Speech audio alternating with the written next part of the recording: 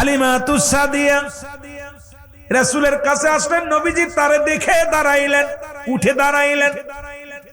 সাহাবীরা আশ্চর্য হয়ে গেলেন, আরে আমার নবীজি এমন কোন মহিলা, এমন কোন ব্যক্তি যার সম্মানে দাঁড়াইলেন?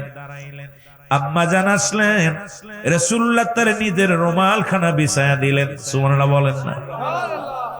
গাড়ির চাদরখানা বিছায়া দিলেন, নবীজির উরতের উপরে হাত দিয়ে বসলেন, কিছু কথা বললেন, এবার আবার উঠে দাঁড়াইলেন।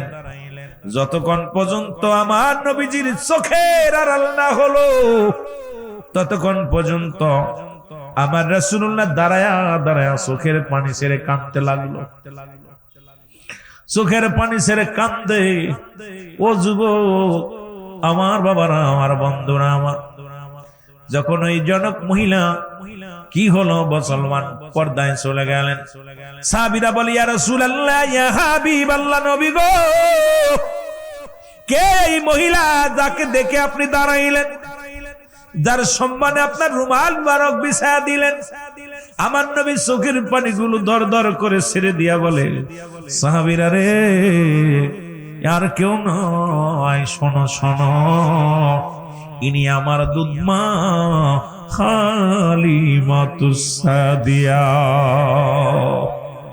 আরে আমার নবী, আরে দুধ মায়ের কত সম্মান করেছে, আর আমরা নিজের মাকে পিঠা ঘর ছাড়া করি। আমার নবী দুধ মারে কত ইজ্জত দিছে, আর আমরা গর্বে ধরেনি মাকে ঘর থেকে বাইর করে দিই রে। ও যুবক, দিলের কান্ডা লাগা, শুনে নাও। সাহাবীরা সবাই কাঁদতে লাগলেন, নবীজির চোখেও পানি, সাহাবীর চোখেও পানি। নবী কয়, সাহাবীরা রে, আমি আমার জনম দুঃখিনী মা রে হারানো পর এই হালিমায় আমার কোলে পিঠে মানুষ করেছে। এই হালিমা আমার 4টা বছর লালন পালন করেছে। আমি তার স্থানের দুধ খায় মানুষ হয়েছি। ও আমার সাহাবীরা রে, আমি রাসূল তাকে ইজ্জত সম্মান করতেছে মতো বানি নাই। আরে আমি আমার গায়ের চামড়া দিয়া রে, যদি পৃথিবীর মধ্যে ওই মায়ের মুসলমান, পৃথিবীর মধ্যে আমার যুবকেরা রে, তোমার গায়ের চামড়া কেটে মায়ের জুতা বানায় দাও যদি জান্নাত যেতে চাও। আজকে সেই মারে কষ্ট দাও। আমার নবী শিক্ষা দিছে মার সনে কেমনে ব্যবহার করবা, বাবার সনে কেমনে ব্যবহার করবা। রাসূলুল্লাহ গুলো শিক্ষা দিছে, জোরে বলেন মারহাবা। এরে মুসলমান, রাসূলের সাহাবী আপনারা সবাই জানেন। ওয়াসটা নাম হলো আবু হুরায়রা। নাম কি? আব্দুস শামস আব্দুর রহমান। আবু হুরায়রা রাসূলের কদমের মধ্যে কাঁদতেছে, চোখের পানি ছেড়ে কাঁদতেছে। আবু হুরায়রা তখন মুসলমান, মা মুসলমান হয়নি। আবু হুরায়রা চোখের পানি ছেড়ে কান্দে। রাসূলুল্লাহ ডাক দিয়ে বলে, আবু হুরায়রা, তুমি কেন কান্দো? কারণ সাহাবীদের মধ্যে অনেক সভ্য, অনেক ভদ্র মানুষ ছিল আবু হুরায়রা। আমার নবী আবু হুরায়রা রে, তোমার চোখে কেন পানি? বলে, ইয়া রাসূলুল্লাহ, ইয়া হাবিবাল্লাহ, আমারে মা মারছে। কে মারছে? যারা বলেন কে মারছে? হে যুবকেরা, কে মারছে? আমার আম্মা আমারে মারছে। আমার নবী আবু হুরায়রা, তোমার মা তোমাকে মারছে, তুমি আমার কাছে নালিশ দাও। রাসূল ক্ষিপ্ত হয়ে গেছে। নবীজি বলছে, আবু হুরায়রা, তোমার মা তোমাকে মারছে, তুমি আমার কাছে নালিশ দাও, বিচার দাও। বলি, ইয়া রাসূলুল্লাহ, খোদার কসম করে বলি, আমার মা আমাকে মারছে, আমার মায়ের বিরুদ্ধে কোনো অভিযোগ নাই, আমি আপনার কাছে কোনো নালিশ দিই না। ইয়া রাসূলুল্লাহ, ইয়া হাবিবাল্লাহ, আমি এই জন্য শুধু আপনারে বললাম, আমি জানি আমার নবী পৃথিবীর মধ্যে যদি মায়ের জন্য দোয়া করে, এই পৃথিবীর মধ্যে সব চাইতে আমার আগে আমার নবীর দোয়া কবুল হয়ে যাবে। ধরে বলেন মারহাবা। রাসূল বলে, আবু হুরায়রা, তোমার মা তোমাকে মারছে, আমার কাছে অভিযোগ দাও। ইয়া রাসূলুল্লাহ, আমি অভিযোগ দিতেছি না। নবীজি হাত উঠাইলেন। আবু হুরায়রা দোষ শুরু করছে। এত জোরে দোষ শুরু করেছে, মানুষ দেখে বলে, আবু হুরায়রা রে, তুমি একজন ভদ্র মানুষ, ভালো মানুষ, এভাবে দৌড়াও কেন? পিছন থেকে টান দিছে, জামা ছিঁড়ে গেছে। আবু হুরায়রা কয়, দুনিয়ার মানুষ আমারে ঠেকাস না, যেতে দে রে, আমি যাব, দেখি আমি আগে যাই নাকি আমার নবীর দোয়া আগে যায়। আরো জোরে, আরো জোরে। দেখি আমি আমার আগে যাই মায়ের কাছে, না নবীর দোয়া আগে মায়ের কাছে চলে যায়? এত জোরে দোষ শুরু করেছে, পিছন থেকে মানুষ জামা টান ধরেছে, টান দিয়ে ছিঁড়ে গেছে। আবু হুরায়রা দৌড়ে যায়, কয় মা, মার কণ্ঠ পরিবর্তন হয়ে গেছে। জনম দুঃখিনী মা কয়, আবু হুরায়রা আরে ও বাবা দাঁড়া, তোকে মারা পর আমি অনুশোচনা হয়েছে রে বাবা, আমি ভুল করেছি। তুই তো কোন অন্যায় করিস নাই, রাহমাতুল লিল আলামিনের কদমের মধ্যে গেছিলি বাবা, আমি তোরে ভুল করেছি, আমি তোরে মারছি রে বাবা, দাঁড়া রে একটু দেরি কর, আমি গোসল করে আসি, আমারে তুই কালমা পড়ায়া দে, যে নবীর কদমের মধ্যে আমারে নিয়ে চল, কারণ আমার জীবনে আরে যে নবীর কাছে যাওয়ার পর আমার কলিজার টুকরার পরিবর্তন হয়ে গেছে, চরিত্র পরিবর্তন হয়ে গেছে, সেই নবী মুহাম্মদুর রাসূলুল্লাহর কদমের মধ্যে আমারে নিয়ে যা, আর দেরি করিস না। আবু হুরায়রা কয়, ইয়া রাসূলুল্লাহ, ইয়া হাবিবাল্লাহ, নবী গো, আমি আসার আগেই আপনার দোয়া রব্বি কারীম কবুল করেছে, আমার মাকে আল্লাহ হেদায়েত দান করেছে। জোরে বলেন মারহাবা। সুতরাং তোমার মা যদি পতিতালায় ব্যবসা করে, মাকে ধমক দিও না। মা যদি জিনা করে, ধমক দিও না। মাকে বুঝাও, মাকে বুঝাও, মাকে বলো মা এই পথ ভালো না, ফিরে আসো। কিন্তু মা যদি পৃথিবীর মধ্যে তুমি মাকে ধমক দেওয়ার জন্য তোমার জন্ম হয় নাই, মাকে বিমার বিচার করার জন্য তোমার জন্ম হয় নাই, এই পৃথিবীর মধ্যে হতে পারে তোমার মা জিনাকারী, হতে পারে তোমার মা ব্যভিচারকারিনী, তুমি জানো তাকে, মাকে বোঝাও, মা গো এই পথ ছেড়ে দাও গো মা, আয় সত্যের পথে আয়। ও আমার মা জননী গো, তোমার 10 মাস 10 দিন তোমার গর্ভে ধারণ করেছিলাম, আরে তোমার দুধ মাংস খাইয়ে আমি দুনিয়ার মধ্যে বড় হয়েছি, মা তুমি অন্যায় পথ ছেড়ে দিয়ে আসো, সঠিক পথে চলে আসো। রাসূল বলছে, খবরদার খবরদার, এদেরকে তুমি ধমক দিও না, কারণ তুমি জান্নাতে যেতে চাও, ওই মা বাবার পদতলেই সন্তানের জান্নাত। জোরে বলেন মারহাবা। এর মা বাবা তরতি আপন, তাদেরকে কর যতন, মা বাবা তরতি আপন, তাদেরকে কর যতন, মার কলি যাই দুঃখ দিলে আল্লাহ সহে না, বলো মার কলি যাই দুঃখ দিলে আল্লাহ নবীর দয়া তারা পাবি না, বাইরে আল্লাহ নবীর দয়া তারা পাবি না। মা বাবার কথা মতো যেজন চলে না, বলো মা বাবার কথা মতো, একটু জোরে জোরে বলেন, মা বাবার কথা মতো যেজন চলে না, আল্লাহ নবীর দয়া তারা পাবি না, বাইরে আল্লাহ নবীর দয়া। সুন্দরী বিবি পাইয়া তাদের ভুইল না, দুদিনের বিবি পাইয়া তাদের ভুইল না, আল্লাহ নবীর দয়া তারা পাবি না, বাইরে আল্লাহ নবীর দয়া। মা বাবার কথা মতো যেজন চলে না, বলো মা বাবার কথা মতো যেজন, আল্লাহ নবীর দয়া তারা পাবি না, বাইরে আল্লাহ নবীর দয়া। মা বাবা তরতি আপন, তাদেরকে কর যতন, মা বাবা তরতি আপন, তাদেরকে কর যতন, মার কলি যাই দুঃখ দিলে, বাবার মনে কষ্ট দিলে আল্লাহ সহে না, আল্লাহ নবীর দয়া তারা পাবি না, বাইরে আল্লাহ নবীর দয়া তারা পাবি না। আল্লাহুম্মা মোহব্বতে মাওলানা মুহাম্মদ সাইয়্যিদিনা এ দুনিয়ার মুসলমান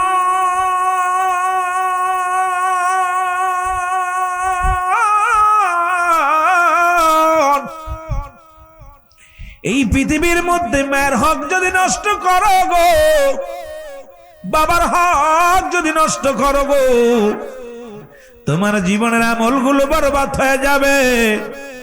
যদি জান্নাতে যেতে চাও, যদি জান্নাতে যেতে চাও, মা বাবার চরণ ধরো, মা বাবার কাছে কদম ধরো, মা বাবার পদতলে চলে যাও, মা বাবার অনুগত হও। মা বাবা যদি একবার তোমার জন্য উকলাতি করে গো, তোমার কপাল খুলে যাবে। জোরে জোরে বলেন ঠিক কিনা? এর মুসলমান, একটা কথা মনে পড়ে গেল, প্রিয় নবী রাহমাতুল লিল আলামিনের সাহাবী গো, না বলো হযরত আলকামা রাদিয়াল্লাহু তাআলা, উনি মৃত্যু শয্যায় সজ্জিত। রাসূলের সাহাবী, নাম হলো আলকামা। নাম কি? জোরে বলেন, নাম কি? আলকামা। উনি মৃত্যু শয্যায় সজ্জিত হলো, মৃত্যু শয্যায় সজ্জিত হলো। আর মৃত্যু যন্ত্রণা এত কঠিন রে,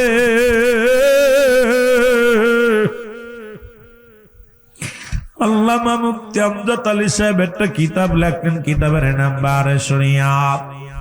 এই কিতাবের মধ্যে লিখতে যায় বললেন, দুনিয়ার মানুষ শোনো, মানুষ যখন সাধারণ মৃত্যুবরণ করে 70টা তাজা উটের গায়ের চামড়া জবাই না করিয়া উল্টো দিকে টান দিয়া লবণ আর মরিচ লাগা দিলে যতটুকু যন্ত্রণা হয়, এর চাইতে 70 গুণ যন্ত্রণা হলো একটা সাধারণ মৃত্যু। এখন আমরা মরণকালে কত মানুষ পায়খানা করে দিই রে, ওই মরণকালে কত মানুষের জিহ্বা বাইর হয়ে যায়, মরণকালে কত মানুষ প্রস্রাব পায়খানা করে দেয়, মরণের সময় কত মানুষগুলো চোখটা বড় বড় হয়ে যায়। আরে তাদের মৃত্যুটা কত কঠিন হয়। ও যুবক বন্ধুরা শুনে নাও, পৃথিবীর মধ্যে 3টা বিপদ। নাম্বার 1 হলো মানুষের মরণ, নাম্বার 2 হলো কবর, নাম্বার 3 হলো কিয়ামতের ময়দান। এর 1 নাম্বারে হলো মরণ যন্ত্রণা। এই মরণ যন্ত্রণা, ও যুবক, ও যুবক বন্ধুরা শুনে নাও, এই মরণের পেয়ালা পান করতে হবে, এর মধ্যে কোনো সন্দেহ নাই। পৃথিবীর সব রোগের ওষুধ পাইলা, মরণ রোগের ওষুধ নাই রে আমার বাবারা, ওষুধ নাই। এই জন্য আপনাদের কাছে আমি দাবি করে যাই, কত টাকাওয়ালা কত বাড়িওয়ালা দুনিয়া থেকে বিদায় হয়ে গেল। এই দুনিয়ার মধ্যে কেউ ছিল না, কেউ থাকবে না, থাকা সম্ভব নয়। ছেড়ে দাও দুনিয়ার সম্পদ, ছেড়ে দাও দুনিয়ার ধন সম্পদের বাহাদুরি, ছেড়ে দাও এই দুনিয়ার রং তামাশা রে। এই দুনিয়ার রং তামাশা ছেড়ে দিয়া এই দুনিয়ার মুসলমান শোনো, এই দুনিয়ার মায়া ছাড়িয়া রব্বি কারীমের পাগল হও, আল্লাহর গোলামি করো যদি বাঁচতে চাও। আমার যুবক বন্ধুরা দিলের কান্ডা লাগায় শুনে নাও, আলকামা মৃত্যু শয্যায় সজ্জিত।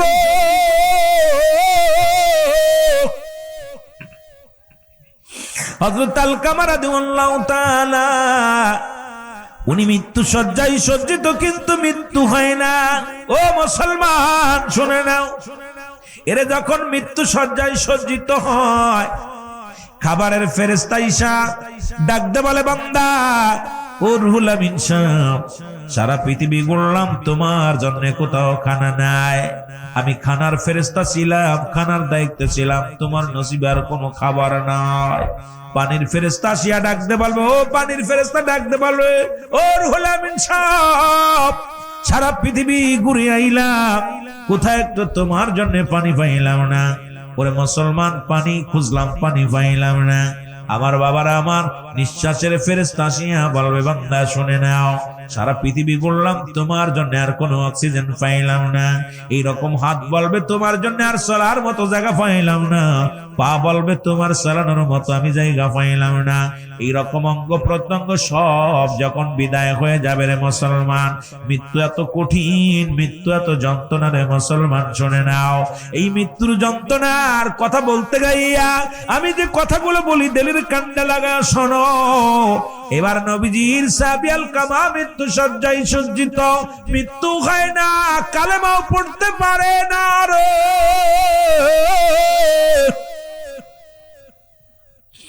মরণ হয় না, কালেমাও পড়তে পারে না। এমন সময় নবীর কাছে সাহাবীরা এসে বলে, ইয়া রাসূলুল্লাহ, ইয়া হাবিবাল্লাহ, নবী গো, ও মায়ার নবী, আপনার আলকামা মৃত্যু শয্যায় সজ্জিত, কিন্তু নবী গো মরণও হয় না, মৃত্যু যন্ত্রণাও দূর হয় না নবী গো। এখন আমরা আপনার কদমের মধ্যে আসি গো নবী। আমার নবী ডাক দে কয় সাহাবীরা রে যাও, তাড়াতাড়ি যাও। কোন মানুষ যখন মৃত্যু শয্যায় সজ্জিত হয়, এই মানুষটার পাশে দাঁড়াইয়া দুনিয়াবি কোনো কথা বলবি না। এই মানুষটার পাশে দাঁড়াইয়া রে বেশি বেশি করে কলমা পড়, বেশি বেশি করে দোয়া পড়। এই মানুষটার কাছে দাঁড়াইয়া জন্ম মুসলমান শোনো, কোন ছেলে মেয়ে কান্নাকাটি করবি না। মানুষ যখন মৃত্যু শয্যায় চলে যায়, মরণের সময় হয়ে যায়, এই মানুষটার পাশে দাঁড়াইয়া দাঁড়াইয়া কোন দুনিয়া গল্প করা যাবে না, কোন বাজে গল্প করা যাবে না। এই মানুষটার পাশে দাঁড়াইয়া দাঁড়াইয়া বেশি দোয়া কালাম পড়তে হবে, সূরা পড়তে হবে, কেরাত পড়তে হবে, কালেমা পড়তে হবে, দুরূদ শরীফ পড়তে হবে। নবীজি ঘোষণা করলেন, কারণ এই মানুষটার পাশে যাও সাহাবীরা রে বেশি বেশি দোয়া করো, বেশি বেশি এর জন্য দোয়া করো গো।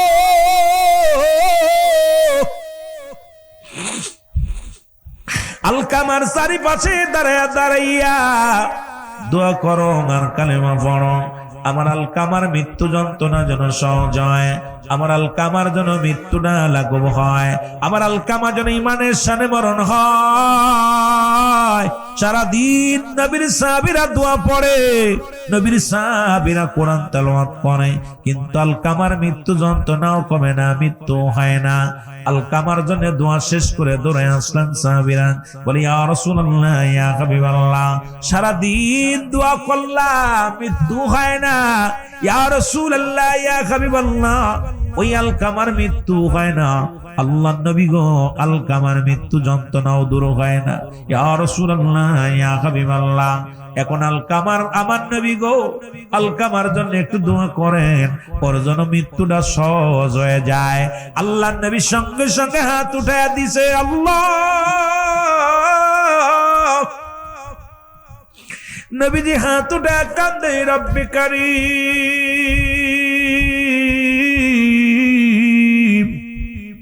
ও রব্বি কারীম, আমার আলকামার তুমি মৃত্যু যন্ত্রণা সহজ করে দাও। আল্লাহ, আমার আলকামার জবান দিয়ে কালেমা বাইর করে দাও, আমার আলকামার জবান দিয়ে কালেমা পড়ায়া মৃত্যু দিয়ে দাও। আল্লাহ রাব্বুল আলামিন ডাক দে বলে, যাও ফেরেশতা যাও, দেরি করো না। আমার নবীর যা বলো আজ যেন সে হাত উঠায় না, হাতটা যেন নামায় নাই। এই পৃথিবীর মধ্যে রাহমাতুল লিল আলামিনের দোয়া আমি কবুল করতে পারবো না। জোরে জোরে চিল্লায় বলা যাবে না আল্লাহু আকবার। ওরে মা বাবার কথা মতো যে জন চলে না, বলো মা বাবার কথা মতো। আল্লাহ নবীর দয়া তারা পাবি না বাইরে, আল্লাহ নবীর দয়া, একটু জোরে জোরে বলেন, আল্লাহ নবীর দয়া তারা পাবি না বাইরে, আল্লাহ নবীর দয়া। মা বাবার কথা মতো যে জন চলে না, বলো মা বাবার কথা মতো যে জন চলে না, আল্লাহ নবীর দয়া তারা পাবি না বাইরে, আল্লাহ নবীর দয়া তারা পাবি না। মা বাবা যতি আপন তাদেরকে করো যতন, মাও বাবা তরতি আপন তাদেরকে করো যতন। ওরে মার কলি যায় দুঃখ দিলে আল্লাহ সহে না, তোমার বাবার মনে কষ্ট দিলে আল্লাহ সহে না, আল্লাহ নবীর দয়া তারা পাবি না বাইরে, আল্লাহ নবীর দয়া।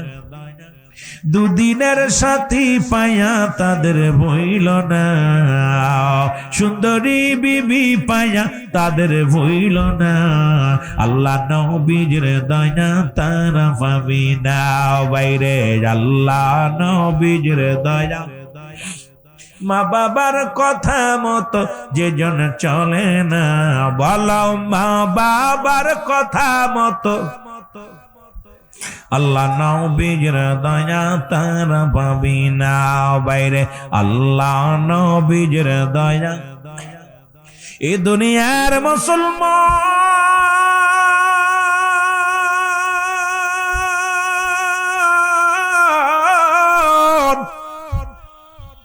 ফেরেশতা জিবরিল আমিন এসে বলে, নবী গো, ও মায়ের নবী, আল্লাহর নবী গো, হাতটা নামায়া লন, আজকে হাত উঠায়েন না নবী গো, আজকে আপনার দোয়া কবুল হবে না।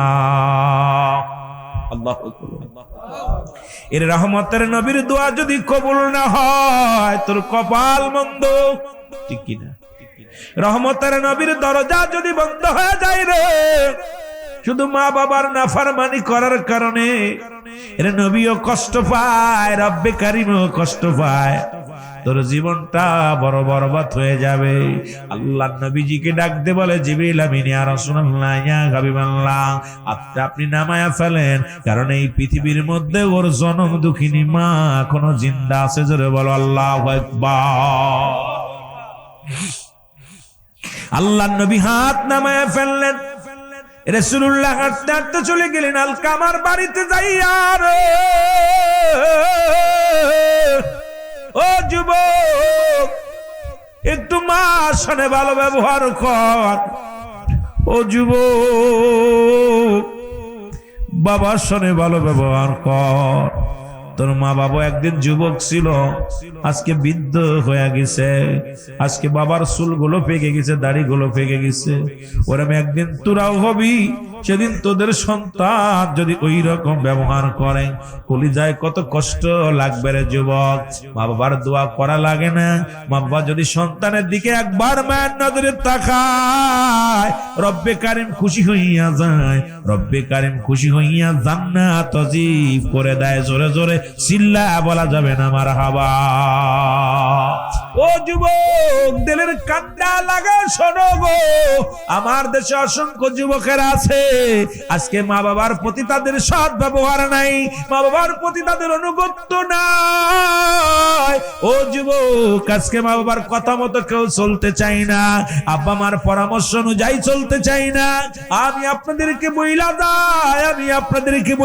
যায়, এমন একটা দিন আসবে যেদিন তোমরাও বুড়া হবা, তোমাদের সন্তানেরা যখন তোমার কথা রাখবে না, তোমার পরামর্শ শুনবে না, সেদিন কলিজায় কত আঘাত লাগবে বুঝবা সেদিন। জোরে জোরে বলেন ঠিক কিনা? আল্লাহর নবী দৌড়ায় চলে গেলেন আলকামার বাড়িতে, যা সালাম দা, আসসালামু আলাইকুম ইয়া আহলাল বাইত।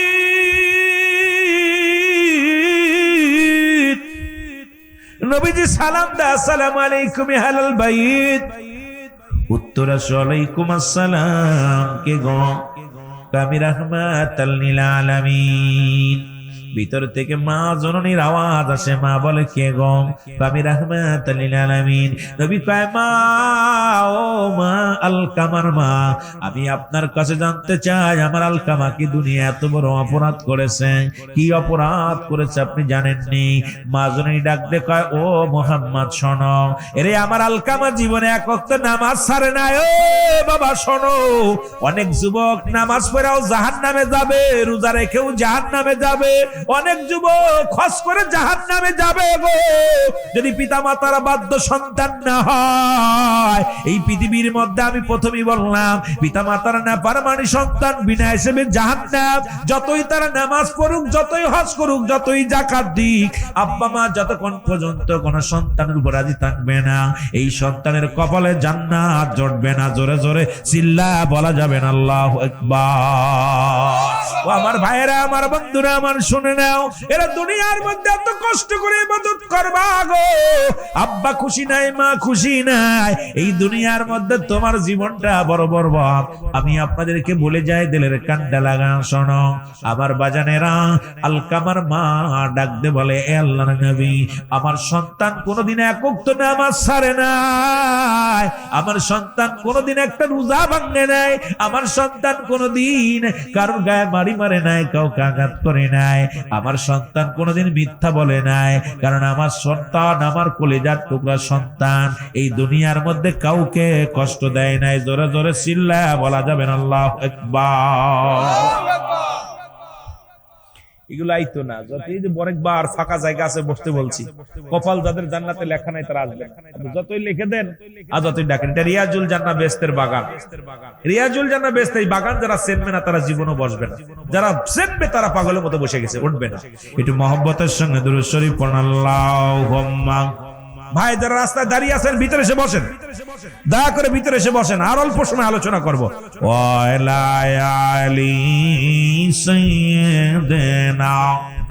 হয়তো আধা ঘন্টা আলোচনা করবো, দ্রুত আসেন। মাওলানা মুহাম্মদ আল্লাহুম্মা, ওর জিন্দেগি তোর যাইরে ফাঁকি দিয়া রে সোনার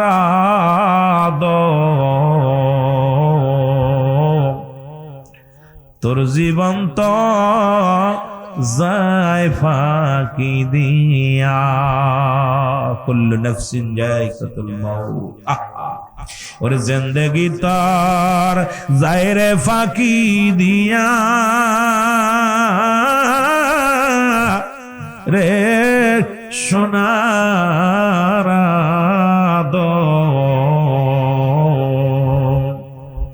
তোর জীবন তো যায় ফাঁকি দিয়া। ও আদম রে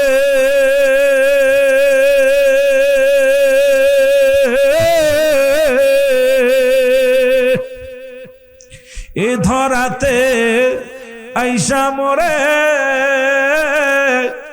না চিনিলি ওই খোদা রে,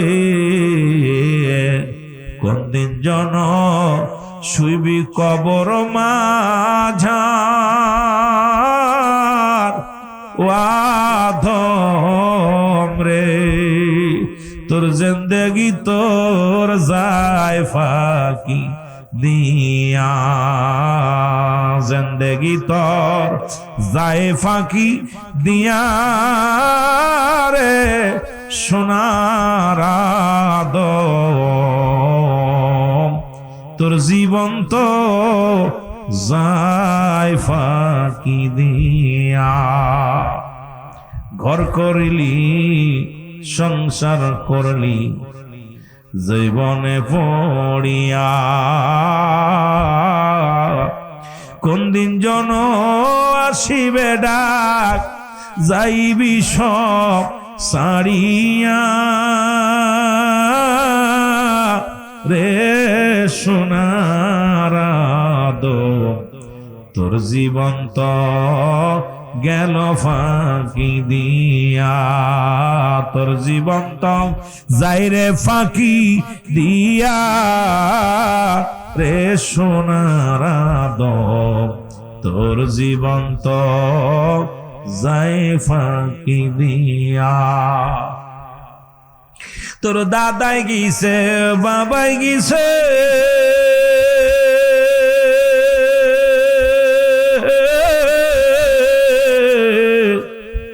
কেউ নাই আর ফিরিয়া আইছে রে, চিরবিদায় দিবে তোমায়, চিরবিদায় দিবে তোমায় তোমার আপনজনেরা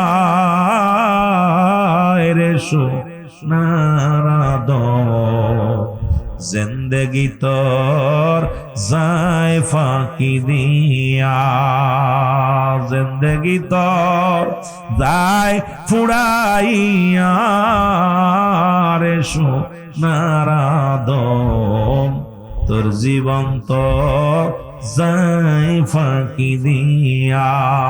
কুল্লু মান আলাইহা ফান, সব শেষ করে দিবে কে? আরো জোরে বলেন কে?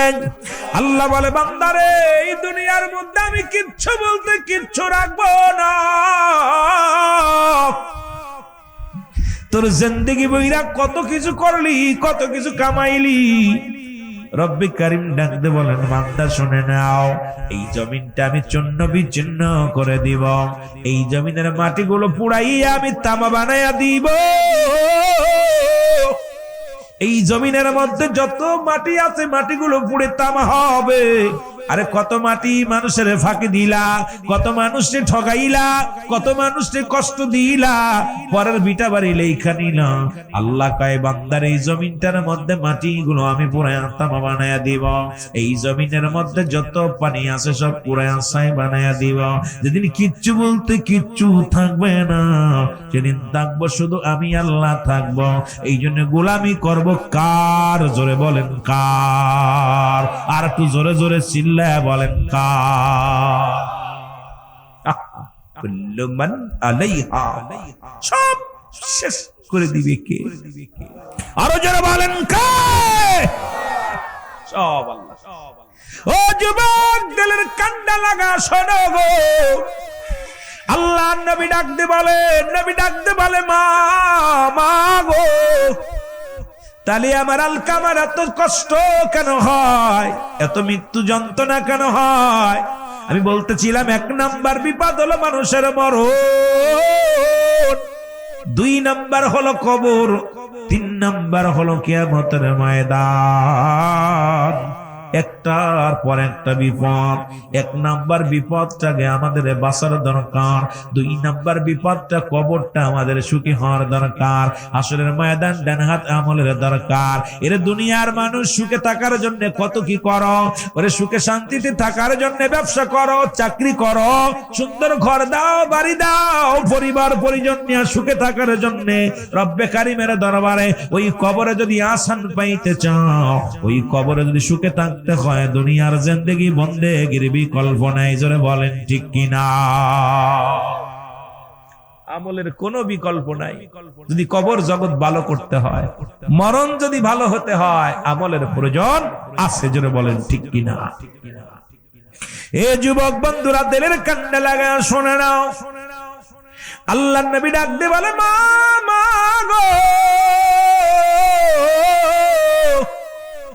তাহলে আমার আলকামার কেন জবানটা বাইর হয় না, কালেমাও পড়তে পারে না, মরণ যন্ত্রণা লাঘব হয় না? ও আলকামার মা, আপনি আমারে মা গো মা, আমার আলকামা কেন এত কষ্ট পায়? আমার আলকামার কেন জান বাইর হয় না, কষ্ট পায়, কালেমা পড়তে পারে না? আল্লাহর নবী ডাক দিয়ে কয় মা গো, আমার আলকামারে তুমি ক্ষমা করে দাও, মাফ করে দাও। আলকামার মা ডাকতে বলে মা, ও আল্লাহর নবী শোনো, এই পৃথিবীর মধ্যে আমি আমার সন্তানের জীবনেও ক্ষমা করব না রে। রাহমাতুল লিল আলামিন ডাকতে বলে মা, তোমার সন্তান কি অপরাধ করেছে? কয় বাবা মুহাম্মদ, এই পৃথিবীর মধ্যে আমার সন্তান সারা জীবন বোর পরামর্শ অনুযায়ী চলতো, বোর পরামর্শ অনুযায়ী চলতো, বোর কথা মতন অনুযায়ী চলতো। এই জন্য পৃথিবীর মধ্যে আমি মা আমার কোনো কথায় গুরুত্ব দিত না, আমার কথা কোনো মূল্যায়ন করতো না। আমি জনম দুঃখিনী মা, মনে বড় কষ্ট পেয়েছি, এই কষ্ট আমার অন্তরটা ক্ষত বিক্ষত হয়ে গেছে, এই কারণে আমি আমার সন্তানের ক্ষমা করব না। আল্লাহর নবী ডাক দিয়ে কয় মা, আপনি যদি ক্ষমা না করেন আপনার সন্তান হবে জাহান্নামী। ও আমার মা, এরে আল্লাহর নবী ডাক দিয়ে কয় মা, মাফ করে দাও, সন্তানের মাফ করে দাও।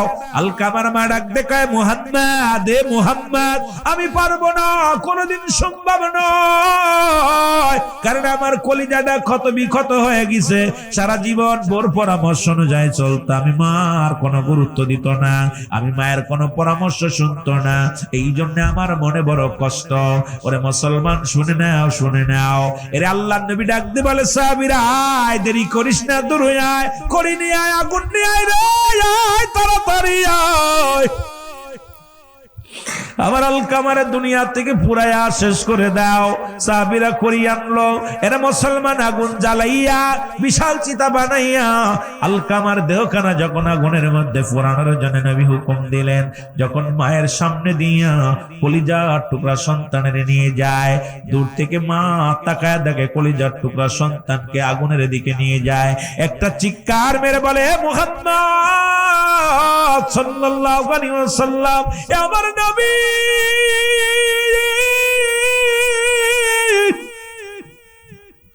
আমি জনম দুঃখিনী মা রে মা, জনম দুঃখিনী মা, আমার কলিজার টুকরা সন্তান আমার সামনে দিয়া আগুনে ফুরাইয়া দিবি, আমি কেমনে সহ্য করবো রে? আমি দুনিয়ার মধ্যে দেখতে পারবো না। আমি আমার কলিজার টুকরা সন্তানের জীবনের সব ভুল, সব অন্যায় আমি মা ক্ষমা করে দিলাম। সঙ্গে সঙ্গে আলকামার জবান দিয়ে কালেমা বাইর হয়ে গেছে, লা ইলাহা ইল্লাল্লাহু মুহাম্মাদুর রাসূলুল্লাহ সাল্লাল্লাহু আলাইহি ওয়াসাল্লাম। ও যুবক, যখনই মা মাফ করছে সঙ্গে সঙ্গে কালেমা বাইর হয়ে গেছে। আমার নবী কয়, সাহাবীরা রে, আমার আলকামা জান্নাতি, কারণ মা সন্তানের উপর রাজি হয়ে গেছে, মা সন্তানের উপরে খুশি হয়ে গেছে। আজকে আমার বড় কষ্ট হয়, দোকানের মধ্যে লেখা দেখি মা বাবার দোয়া, গাড়ির মধ্যে লেখা দেখি মা বাবার দোয়া। ওরে মুসলমান, বাড়ির মধ্যে লেখা দেখি মা বাবার দোয়া। এ যুবক, মা বাবা দোয়া করলে গাড়ির মালিক হওয়া যায়, বাড়ির মালিক হওয়া যায়, ব্যবসার মালিক হওয়া যায়। শুনে রাখ, আমিরুল আমিন সিদ্দিকী বলে যায়, আব্বা মার দোয়া যদি হয়, ওই জাহান্নামী সন্তান জান্নাত পেয়ে যায়। জোরে বলেন ঠিক কিনা? আব্বা মা দোয়া করলে এটা বিফলে যেতে পারে না। জোরে বলেন ঠিক কিনা? আরো জোরে বলেন ঠিক কিনা? এই জন্য আমি বলি, জান্নাতের গায়ে দুটি দরজা, একটা দরজার নাম তোর মা, আর একটা দরজার নাম তোর বাবা। দুটি জান্নাতি লাগবে রে, দুটি দরজাই লাগবে। দরজা যদি একটা বন্ধ হয়ে যায়, তোর কপাল বন্ধ। এই জন্য মা বাবার এই দুনিয়ার মধ্যে তাদের ঋণ গুলো পরিশোধ করে দাও। এই দুনিয়া থেকে মা বাবা যখন ইন্তেকাল করে, মা বাবার জন্য 7টা হক। নাম্বার 1 হলো মাগফিরাত, তাদের জন্য মাগফিরাত কামনা করা। 1 নম্বরে তাদের জন্য মাগফিরাত কামনা করা। এই পৃথিবীর মধ্যে ও মুসলমান শোনো গো, আব্বা মায়ের জন্য মাগফিরাত কামনা করতে হবে, আব্বা মা বিদায় হয়ে গেছে। 2 নাম্বার তাদের জন্য সব রেসানি করতে হবে। আজকে আমাদের যুগের ছেলেরা এখন সব রেসানি করতে চাই না, আব্বা মার জন্য দোয়া করতে চাই না, কারণ আজকে দুনিয়ার মধ্যে মা বাবার প্রতি অসন্তুষ্ট আমাদের ছেলেরা। ও বাবা শুনে নাও, যেদিন কবর জগতে চলে যাবা, এই দুনিয়ার সব কিছু পরে থাকবে, তোমার একা রাইখা দিবে অন্ধকার কবরে।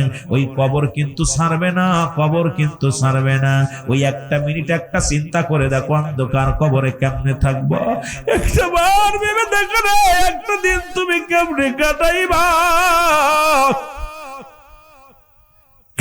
যেখানে কোনো বাতি নাই, যেখানে কোনো বন্ধু নাই রে,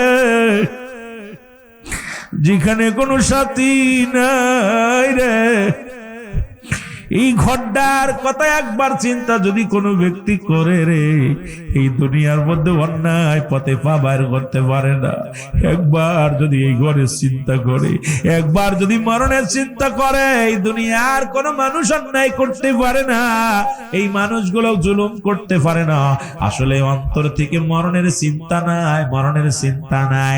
একটা মানুষ যদি মরণের চিন্তা করে, আমার বিশ্বাস সে নামাজ ছাড়তে পারে না, রোজা ছাড়তে পারে না, অন্যায় করতে পারে না, জুলুম করতে পারে না, ব্যভিচার করতে পারে না। এই মানুষগুলো খোদামুখী হয়ে যায়। জোরে বলেন ঠিক কিনা? এ আমার ভাইরা, আমার বন্ধুরা, শুনে নাও, যে কথাগুলো বলে দিলের কান্না লাগে, শোনো গো।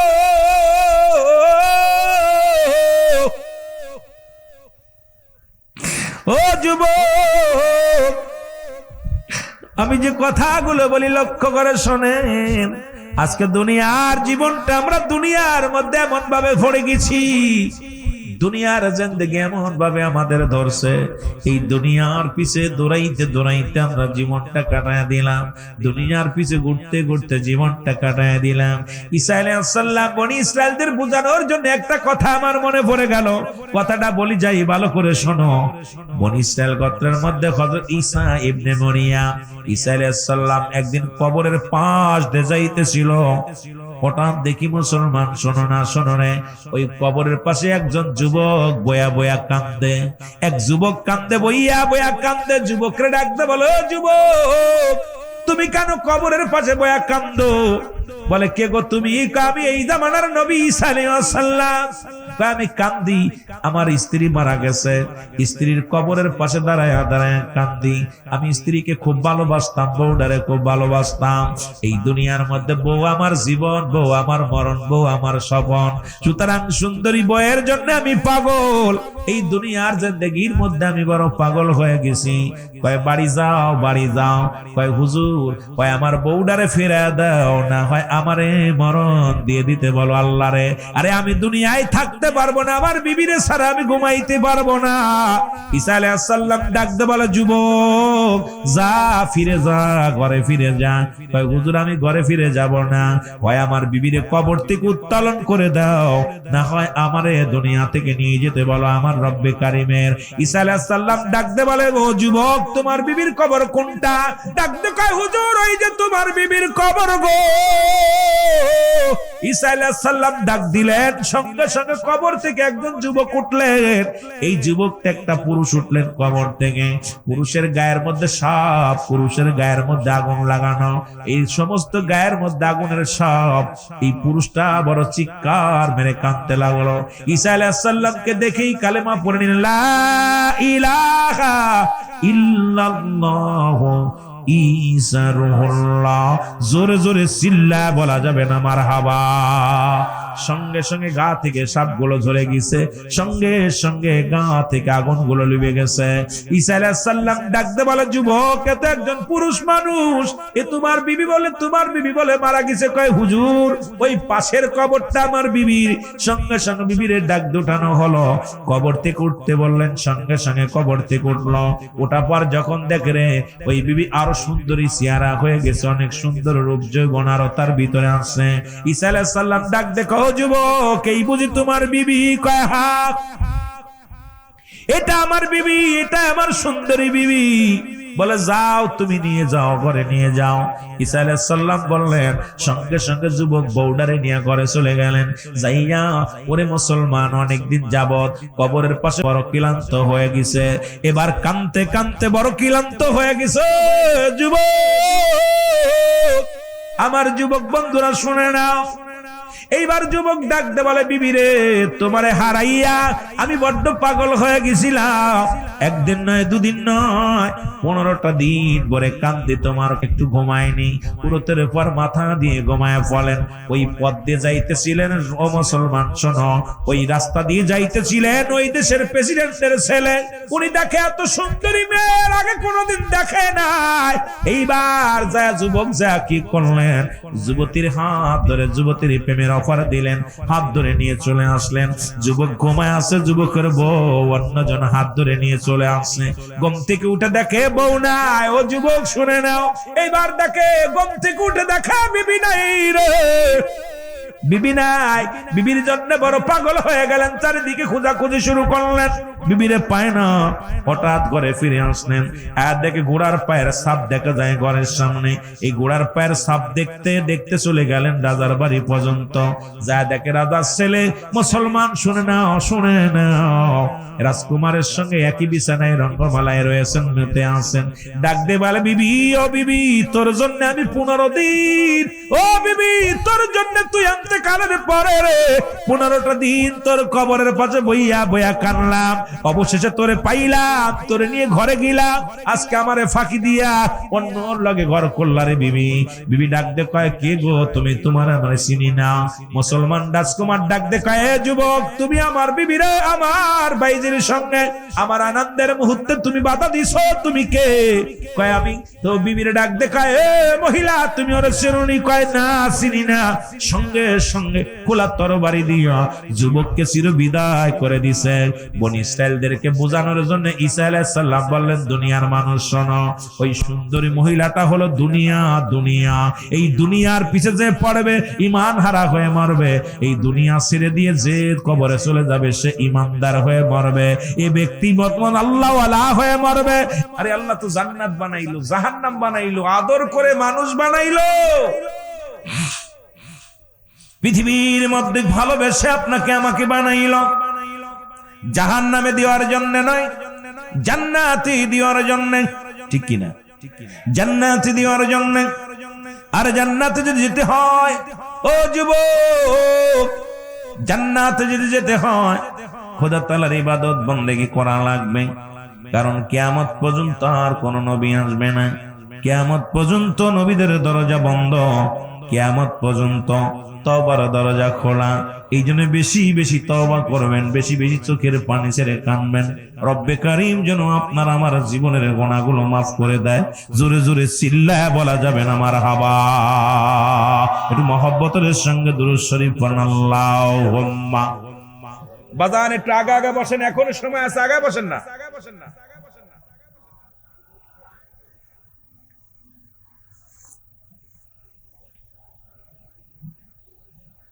বাবারে দুরূদ শরীফ একটু জোরে পড়েন না, গুনাহ হইব নি? গুনাহ একবার পড়লে 10টা নেকি।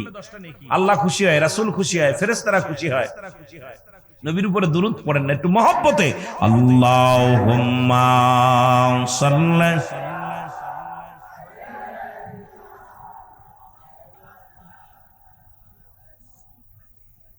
ওয়ালা আলি সাইয়্যিদিনা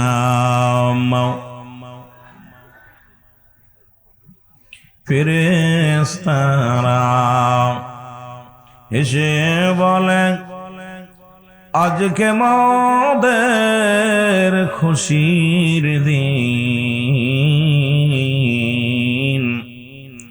এ ধরাতে তশরীফ আনলেন রাহমাতাল লিল আলামিন। আল্লাহুম্মা সাইয়্যিদিনা মাওলানা মুহাম্মদ ওয়ালা আলি সাইয়্যিদিনা। এই দুনিয়ার মুসলমান,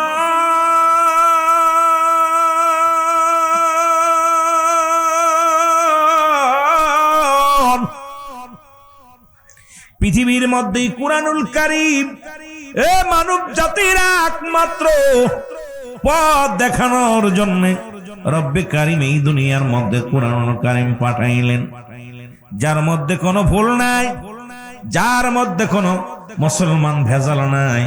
যেটা আমার আল্লাহ বলেন, আমার সাথে বলেন না, জালিকাল কিতাবু লা রাইবা ফী।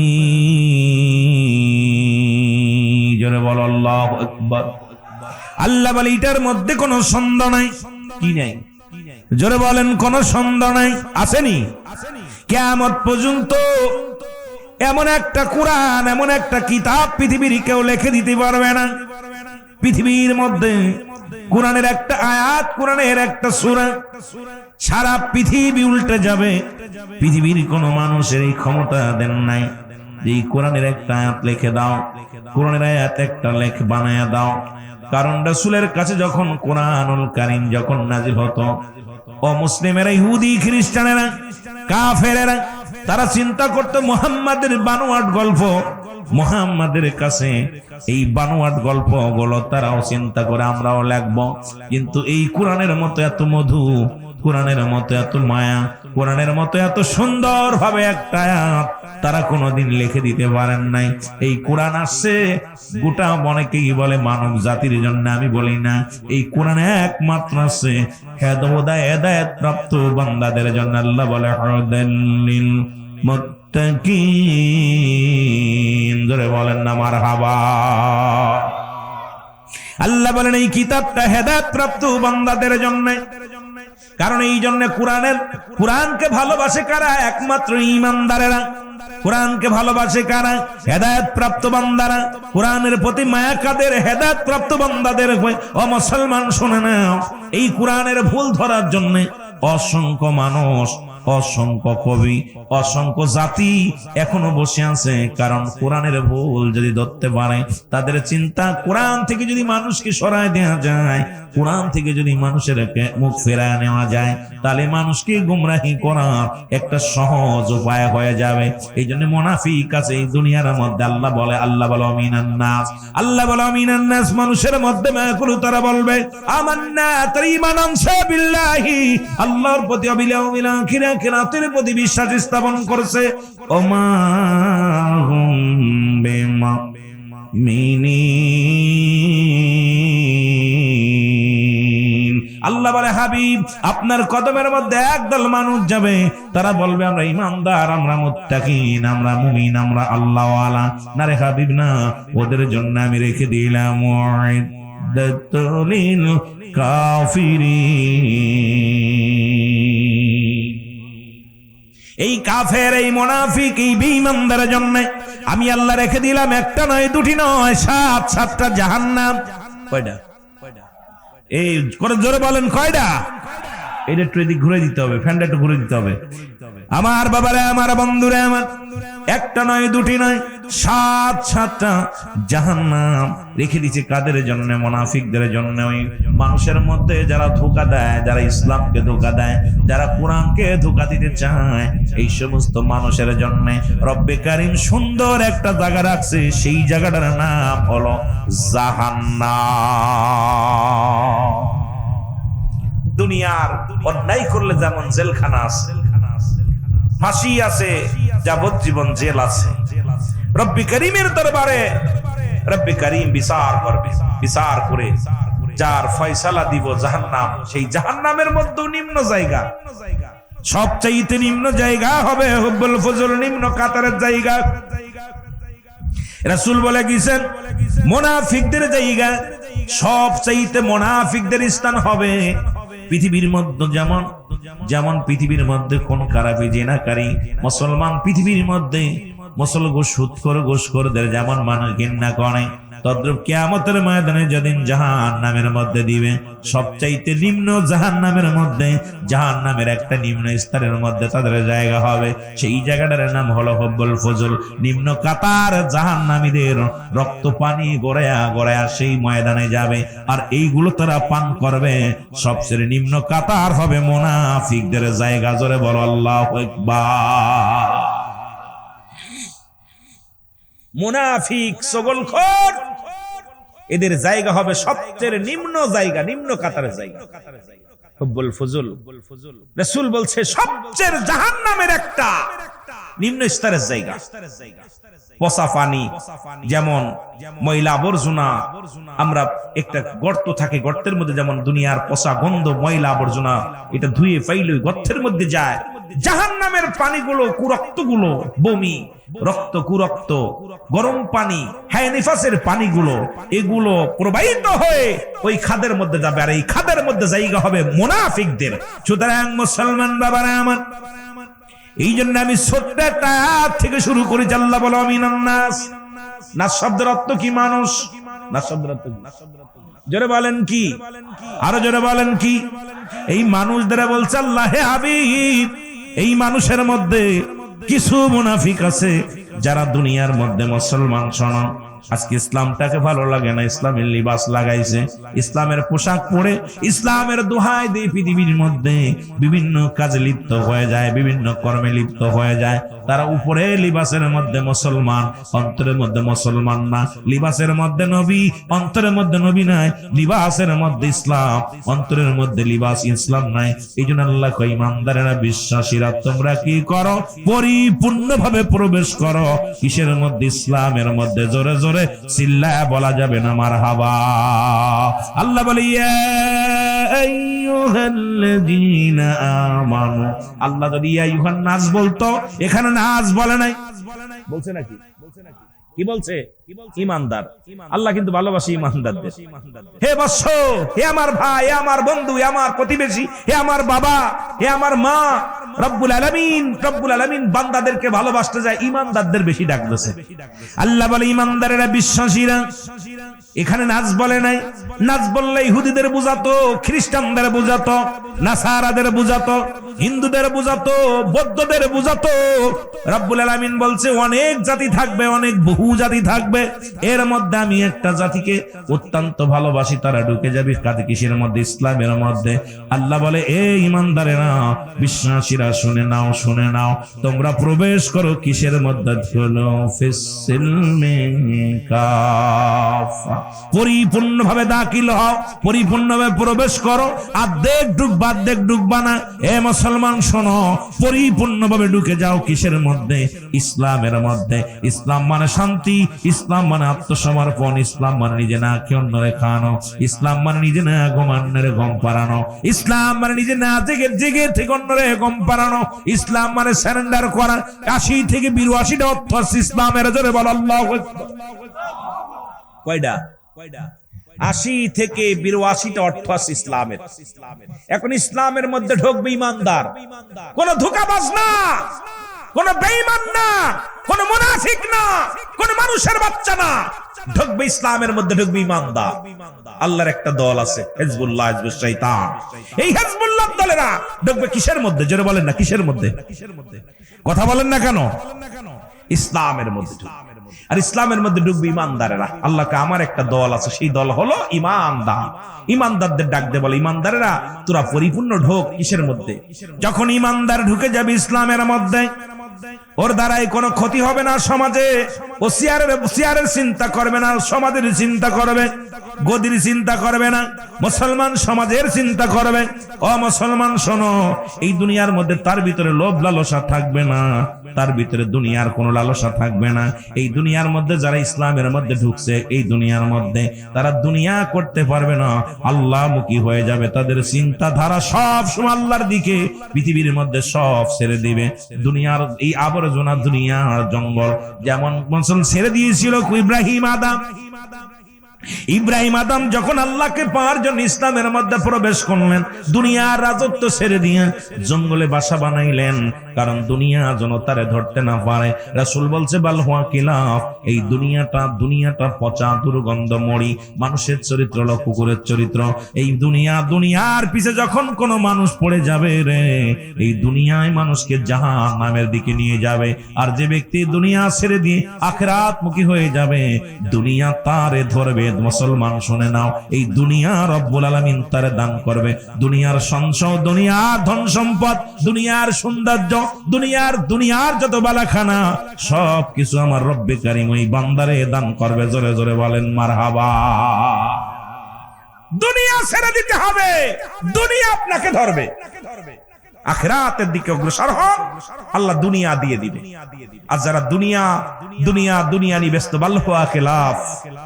রাসূল বলছে এই দুনিয়াটা পচা দুর্গন্ধ মরি, মানুষের চরিত্র হলো কুকুরের চরিত্র। কুকুর যেমন মরি পাইলে খুশি হয়, শেষ জামানার মানুষ শুধু সম্পদ পাইলে খুশি হবে।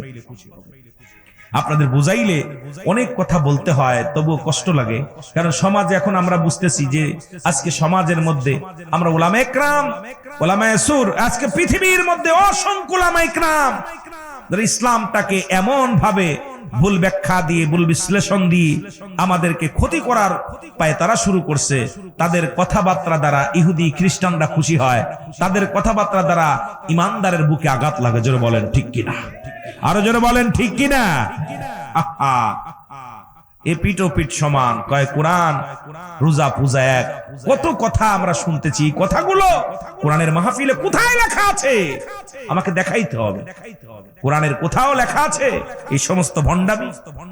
কালকে একটা দেখলাম, কালকে আমার অনেক মা বোনের আসছে, আমি আশ্চর্য হয়ে গেছি। এক বক্তা ওয়াজ করতেছে যে মা খাদিজাতুল কুবরা জীবনে কোনোদিন এক ওয়াক্ত নামাজ পড়ে নাই, আল্লাহ তার সাথে কথা বলেছে। জীবনে এক ওয়াক্ত নামাজ পড়ে নাই, জীবনে একটা রোজা রাখে নাই, কোনোদিন হজ করে নাই। নাউজুবিল্লাহ বলেন না। এরা যদি তাফসীর কারক হয়, খোদাকে কসম করে বলতেছি, এরা দুনিয়া ফুজুরি, এরা দুনিয়ামুখী আলেম, এরা দুনিয়া আল্লাহমুখী নয়, রাসূলমুখী নয়, এরা দুনিয়ামুখী আলেম। আরে পৃথিবীর মধ্যে রাসূল আকরাম সাল্লাল্লাহু আলাইহি ওয়াসাল্লাম যখন ইসলামের ধারক বাহক হয়ে দাওয়াত দিতে লাগলেন, মহিলাদের মধ্যে সর্বপ্রথম ইসলাম গ্রহণ করেছেন আম্মা জান খাদিজাতুল কুবরা। যেন বলেন না ঠিক কিনা? কে? আম্মা জান খাদিজাতুল কুবরা।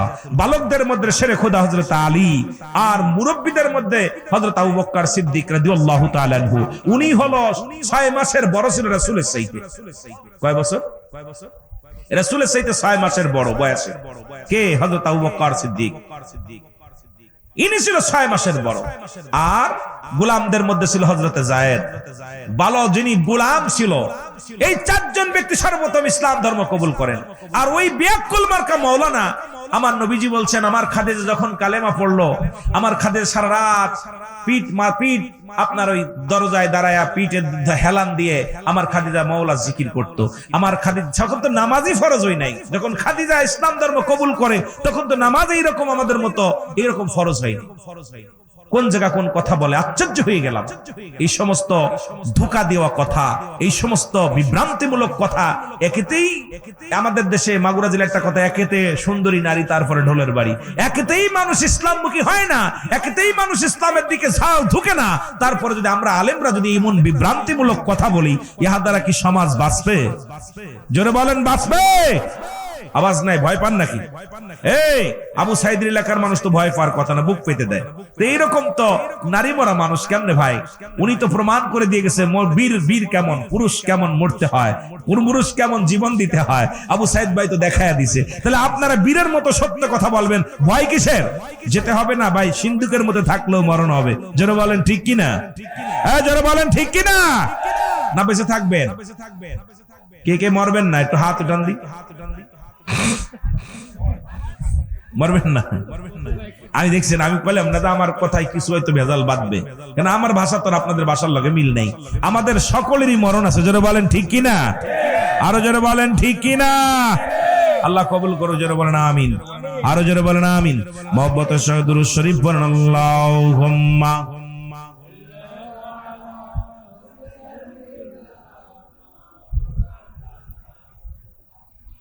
ওয়ালা আলিনা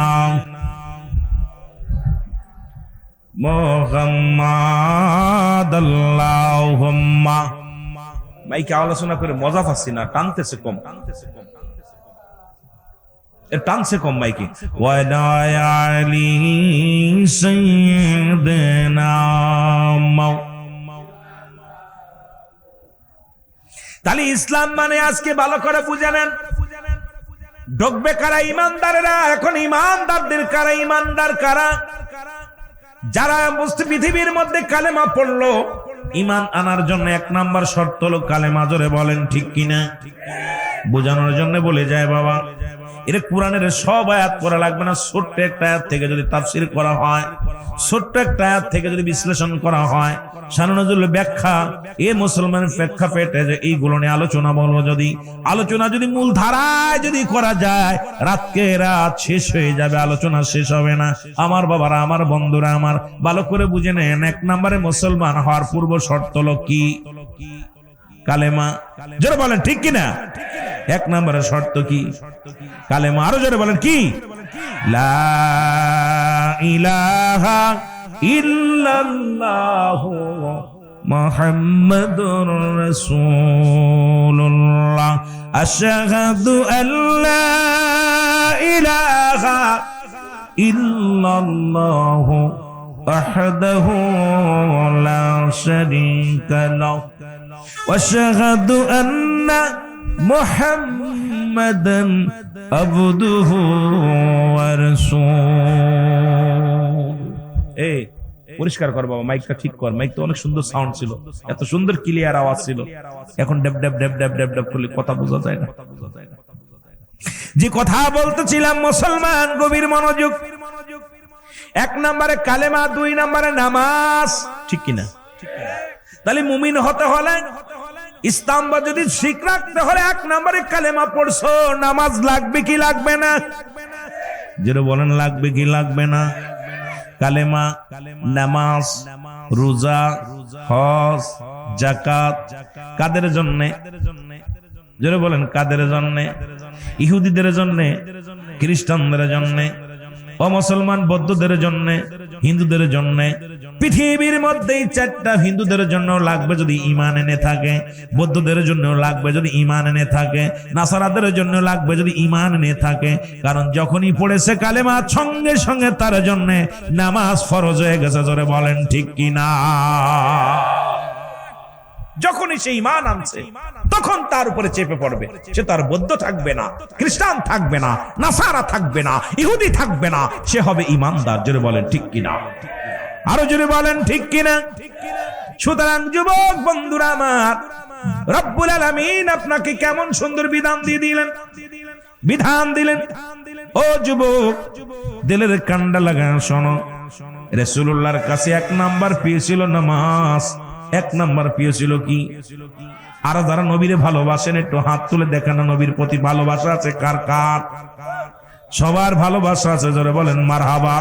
নবীর কাছে এক নাম্বার প্রিয় ছিল নামাজ, নবীর সাহাবীদের কাছেও ছিল এক নাম্বার নামাজ, নবীর বিবিদের কাছেও ছিল এক নাম্বার নামাজ, নবীর সাহাবী নবীর উম্মতের কাছেও এক নাম্বার হওয়ার দরকার কি? আর একটু জোরে বলেন, এক নাম্বার হওয়ার দরকার কি? আওয়াজ কিন্তু জোর হয় নাই। নবীর কাছে যদি প্রিয় হয় নামাজ, আপনার কাছে কি হওয়ার দরকার? রাসূলুল্লাহর কাছে এক নাম্বার প্রিয় ছিল নামাজ। ও যুবক, নবীর সাহাবীদের কাছেও ছিল এক নাম্বার নামাজ, তবে তাবিদের কাছেও এক নাম্বার নামাজ। আমার বাবারা আমার, যেহেতু আমরা নবীর উম্মত, আমাদের কাছেও এক নাম্বার প্রিয় হওয়া দরকার নামাজ। ঠিক কিনা? ঠিক কিনা? দুই নাম্বার রাসূলুল্লাহর কাছে প্রিয় ছিল তার উম্মতগণ। কি কি জোরে বলেন, তার উম্মতগণ। দুই নাম্বার প্রিয় ছিল তার উম্মতগণ। পৃথিবীর মধ্যে নবীজি নিজের জীবনের চাইতে উম্মতদের ভালোবাসতেন। তার প্রমাণ তায়েফের জমিন। যখন তায়েফের লোকেরা, বনু সাকিব গোত্রের লোকেরা নবীকে যখন আক্রমণ করলেন, রাসূলুল্লাহর গায়ে পাথর ছুঁড়ে মারলেন, আমার নবীজি পাথরের আঘাত খায় আর জমিনের মধ্যে পড়ে যায়, বেহুশ হয়ে পড়ে যায়। কাফেরেরা, ও মুসলমান শোনো না, তায়েফের জমিনের মধ্যে পাথরের আঘাত গুলো বাড়ে, আবার নবীজি চোখের বাড়ি ছেড়ে ছেড়ে বলে, এ বাবারা, আবার আর মারিস না, আমি সহ্য করতে পারি না। মুহাম্মদ, তোমাকে পাথর মারি, রক্ত ঝরে গা দিয়ে আমরা আনন্দ পাই।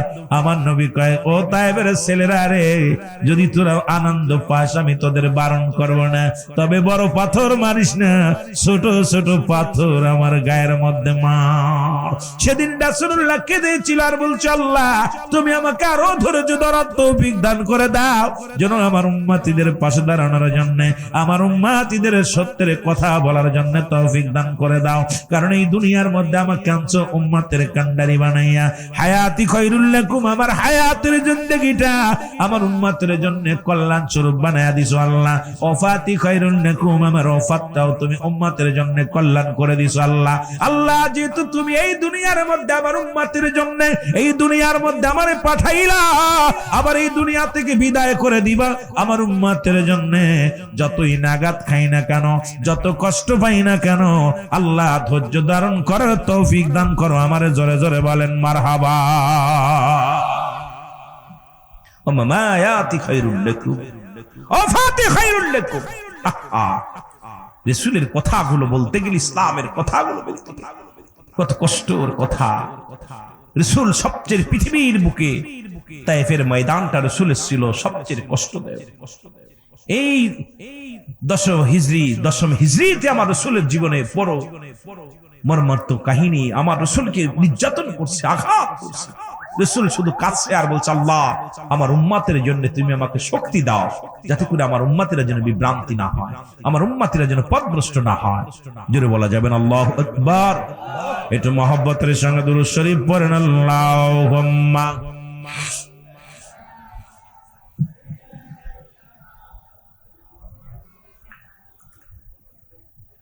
ওয়ালা আলি সাইয়্যিদিনা। এই মাইকে সাউন্ড নাই, সাউন্ডটা টোন দিতে বলছি, টোনটা বাড়াই, ঠিক মারো। ওয়ালা আলি মাওলানা মুহাম্মাদ, আল্লাহুম্মা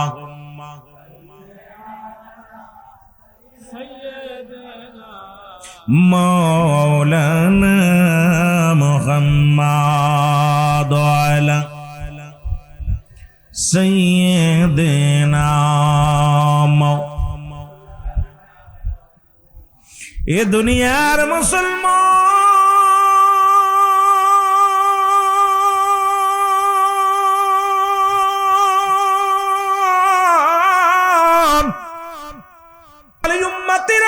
তোমরা কেউ কি কবুলাদের সব পাইতে চাওনি গো? সাহাবীরা বলে, ইয়া রাসূলুল্লাহ, ইয়া হাবিবাল্লাহ, নবী গো, এই পৃথিবীর মধ্যে কে বানাসায় আমরা সবাই তো কবুল হজের সব পাইতে চাই। রাসূলুল্লাহ বললেন, সাহাবীরা রে, আলোচনা কোথায় রাখলাম মনে রাখবেন বাবারা আমার। ইসলামের মধ্যে রেখে গেছি, 5টি স্তম্ভের মধ্যে রেখে গেলাম। একটু আলোচনা আগায়, যেহেতু কর্তৃপক্ষ আমার কাছে দাবি করছে 2টা বিষয়, ওদিকে একটু আলোচনা আগায় আসি, তারপরে আবার পিছনের দিকে যাব। রাসূল বললেন, সাহাবীরা রে, তোমরা কেউ কি কবুল হজের সব পাইতে চাও? সাহাবীরা বলে, হুজুর জি হুজুর, কে বানা চায়? নবী বললেন, তোমরা বাড়িতে যাবা, তোমাদের পিতা মাতা, তোমাদের আব্বা মা যাদের জীবিত আছে সালাম দিবা, আসসালামু আলাইকুম বাবা, আসসালামু আলাইকুম মা। তোমাদের আমলনামায় একটা কবুল হজের সব লেখা হয়ে যাবে। জোরে বলেন মারহাবা। আব্বা মা কার কার জিন্দা আছে একটু হাত তুলে দিন। আব্বা মা যাদের জীবিত আছে একটু হাত উঠান। আল্লাহ কবুল করো, জোরে বলেন আমিন। আরো জোরে বলেন আমিন। আল্লাহ আমাদের পিতা মাতার আরো হায়াত বাড়িয়ে দাও, জোরে বলেন আমিন। যাদের নাই তারা একটু হাত উঁচু করেন। যাদের নাই, আব্বা মা নাই, আহা বাবা মা নাই, আমরা এতিম। যারা আব্বা মা নাই তারা এতিম, বড় বড় কষ্ট। আল্লাহ আমাদের আব্বা মার জান্নাত দিয়ে দিও, জোরে বলেন আমিন। রাসূল যখন বললেন, সাহাবীরা রে, ও আমার সাহাবীরা, তোমরা কেউ কি কবুল হজের সব পাইতে চাও? সাহাবীরা বলে, জি হুজুর চাই। নবী বললেন, সাহাবীরা রে, তোমাদের আব্বা মা এই দুনিয়ার মধ্যে যাদের জীবিত আছে, তারা যদি বাড়ি যে একবার সালাম দিতে পারো, আসসালামু আলাইকুম মা, আসসালামু আলাইকুম বাবা, তোমার আমলনামায় একটা কবুল হজের সব লেখা হয়ে যাবে। সাহাবীদের চোখে পানি,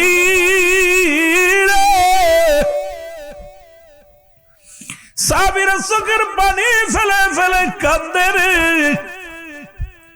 আমার নবী ডাকে রে, সাহাবীদের চোখে পানি রে।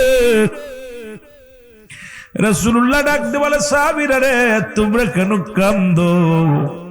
তোমাদের চোখে কেন পানি? বলে, হুজুর, এই আমলটা যদি আজ থেকে 10 দিন আগে শুনতাম, 10 দিন আগে আব্বা জান চির বিদায় হয়ে গেছে, 5টা দিন আগে মা বিদায় হয়ে গেছে, 1 মাস আগে আব্বা মা বিদায় হয়ে গেছে, ইয়া রাসূলুল্লাহ, ইয়া হাবিবাল্লাহ, এই আমলটা যদি আগে আমরা জানতে পারতাম, এত বড় নিয়ামত থেকে বঞ্চিত হয়ে গেলাম। আজকে দুনিয়া আব্বাও নাই, মাও নাই। আমার নবী বলে, সাহাবীরা রে, তোমরাই শুধু এতিম, তোমরা জানো না আমি নবী এমন এতিম। এই দুনিয়ার মধ্যে যখন আমি দুনিয়ার মধ্যে মায়ের গর্ভে, তখন আমার বাবা দুনিয়া থেকে বিদায় হয়ে গেছে। যখন আমার বয়স মাত্র 6 বছর, মুসলমান শুনে নাও, আমার মা জননী চির বিদায় হয়ে গেছে। 6 বছর 7 মাস যখন বয়স, দাদা চির বিদায় হয়ে গেছে। আমার মতো এতিম আর পৃথিবীর মধ্যে কেউ নাই। আমার নবীও কান্দে, সাহাবীরাও কান্দে। রব্বে কারিম ডাক দে বলে, জিবরিল রে, যাও, তাড়াতাড়ি যাও, আমার হাবিব রে জানা দিয়ে আসো, যাদের এই দুনিয়ার মধ্যে আব্বা নাই, মা নাই, তারা যেন এমনি করে আমার দরবারে কান্দে। বলেন, রব্বির রাহমহুমা কামা রব্বায়ানি সগীরা। আমার সাথে সাথে সবাই পড়েন, রব্বির রাহমহুমা কামা রব্বায়ানি সগীরা। ওরে আমি যদি যাই গো মারা, আমি যদি যাই গো মারা বিদেশের মাটিতে, লাশটায় আমার পৌঁছাই দিও মায়ের কোলেতে। রে লাশটায় আমার পৌঁছাই দিও, আরো জোরে বল, লাশটায় আমার পৌঁছাই দিও মায়ের কোলেতে। রে লাশটায় আমার পৌঁছাই দিও। ওরে আমি যদি যাই গো মারা, আমি যদি যাই গো মারা বিদেশের মাটিতে, লাশটায় আমার পৌঁছাই দিও মায়ের কোলেতে। রে লাশটায় আমার পৌঁছাই দিও। জন্মের পরে যাই কলেজে, কোলেতে রাখছে আমার মা।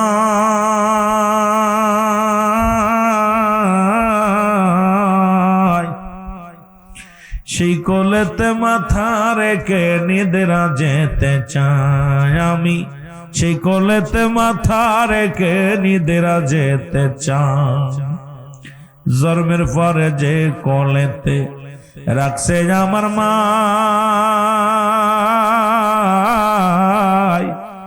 সেই কোলেতে মাথা রেখে নিদ্রা যেতে চায়। আমার মায়ের দোয়া থাকলে সাথে, আমার মায়ের দোয়া শান্তি পাবো কবরে, লাশটায় আমার পৌঁছাই দিও মায়ের কোলেতে জরে, লাশটায় আমার পৌঁছাই দিও। আরো জোরে বল, লাশটায় আমার পৌঁছাই দিও মায়ের কোলেতে। ওরে আমি যদি যাই গো মারা, আমি যদি বিদেশের মাটিতে, লাশটায় আমার পৌঁছাই দিও মায়ের কোলেতে রে, লাশটায় আমার পৌঁছাই দিও। এই জগতে মায়ের মতো নাই কেউ আপন,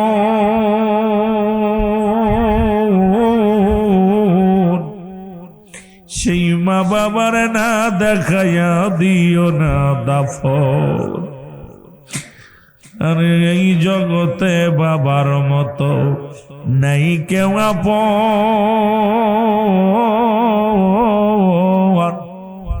সেই বাবা মাকে না দেখাইয়া দিও না দাফন।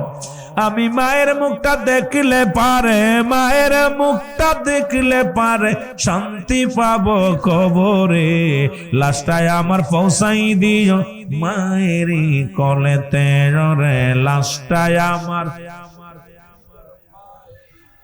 ওরে আমি যদি যাই গো মারা, আমি যদি বিদেশের মাটিতে, লাশটায় আমার পৌঁছাই দিও মায়ের কোলেতে রে, লাশটায় আমার পৌঁছাই দিও। খালা বলো ফুপু বলো মায়ের মতো নয়,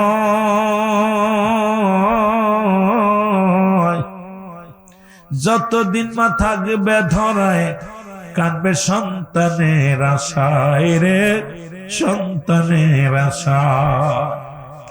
খালা বলো ফুফু বলো মায়ের মতো নয়, যতদিন মা বাঁচবে মা গো কাঁদবে সন্তানের আশায় রে, সন্তানের আশায়। ওরে কবুল করো আল্লাহ, কবুল করো ওহে আল্লাহ, জান্নাত মা বাবার হাই, লাশটায় আমার পৌঁছাই দিও মায়ের কোলেতে রে, লাশটায় আমার। এ বন্ধু আদম নবী কান্দে, রব্বানা জালামনা আনফুসানা ওয়া ইল্লাম তাগফির লানা ওয়া তারহামনা লানাকুনান্না মিনাল খাসিরিন। আদম নবী কান্দে, রব্বি করিম আমারে তুমি মাফ করে দাও, আরে আমি জালিমদের অন্তর্ভুক্ত হয়ে গেছি। ইউনূস আলাইহিস সালাম কান্দে, লা ইলাহা ইল্লা আনতা সুবহানাকা ইন্নী কুনতু মিনাজ জালিমিন। আর ইউনূস আলাইহিস সালাম কান্দে, রব্বি করিম তুমি আমারে, আমি জালিমদের অন্তর্ভুক্ত গেছি, আমারে তুমি ক্ষমা করে দাও। আরে আদম নবী কান্দে, আমারে তুমি ক্ষমা করে দাও।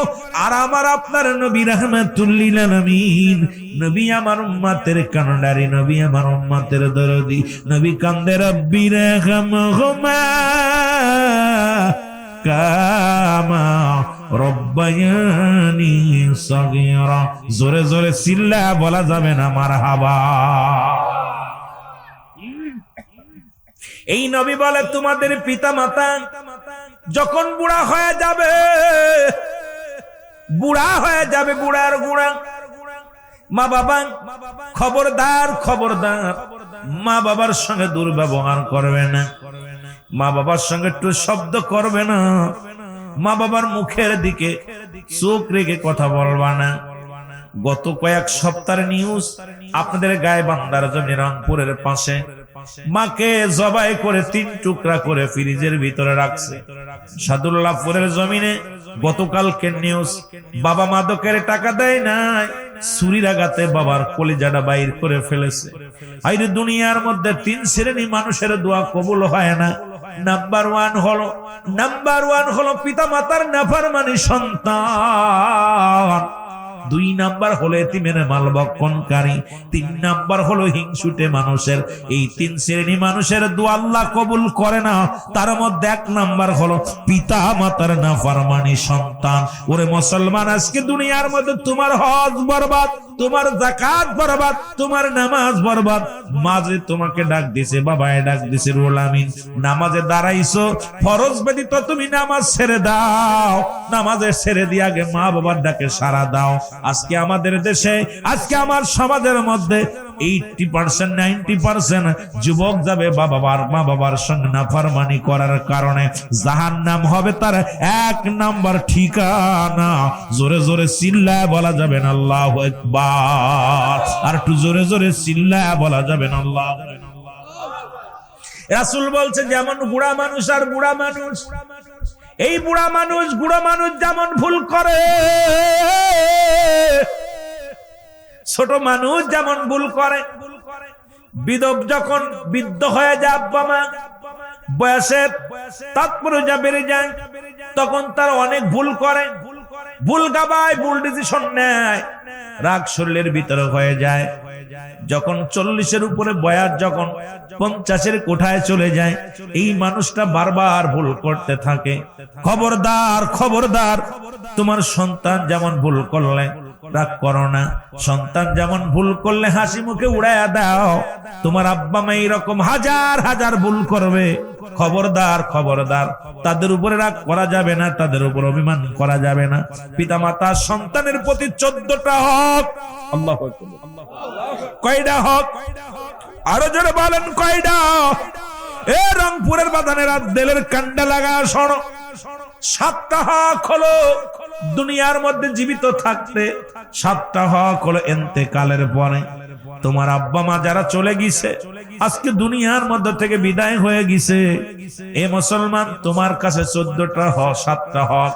এই 7টা হকের একটা হক যদি আদায় না করো, আল্লাহর আদালতে ধরা পড়তে হবে। সুতরাং পিতা মাতার হক গুলো আদায় করার দরকার আছে কি না? আরো জোরে বলেন, আছে কি না? ওরে আমি যদি যাই গো মারা যাও, আমি যদি বিদেশের মাটিতে,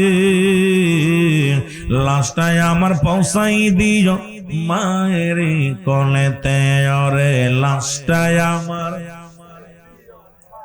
আরো জোরে বলেন, লাশটায় আমার পৌঁছাই দিও মায়ের কোলেতে, জন্মের পরে যে কোলেতে রাখছে আমার মা,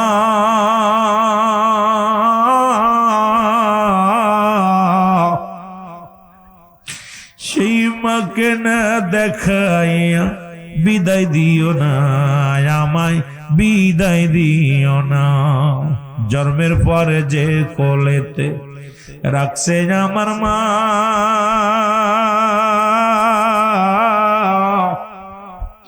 সেই মারে না দেখাইয়া বিদায় দিও না, আমায় বিদায় দিও না। মায়ের মুখটা একবার দেখলে পারে, মায়ের মুখটা একবার দেখলে পারে শান্তি পাবো কবরে, লাশটায় আমার পৌঁছাই দিও মায়ের কোলেতে, ওরে লাশটায় আমার পৌঁছাই দিও। একটু জোরে জোরে বলা যাবে না? বলো, লাশটায় আমার পৌঁছাই দিও। দুঃখিনী মা সারা জীবন কাঁদে সন্তানের আশা,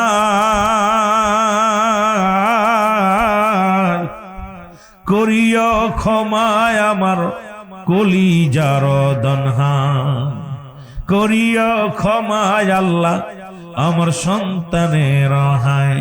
ওরে যেমন দরদি বান্ধব, ওরে যেমন দি বান্ধব নাই পাবি আর জগতে, লাশটাই আমার পৌঁছাই দিও মায়েরই কলেতে রে, লাশটাই আমার। ওরে আমি যদি যাই গো মারা, আমি যদি যাই গো মারা বিদেশের মাটিতে, লাশটাই আমার পৌঁছাই দিও মায়েরই কলেতে রে, লাশটাই আমার পৌঁছাই দিও। এ দুনিয়ার মুসলমান,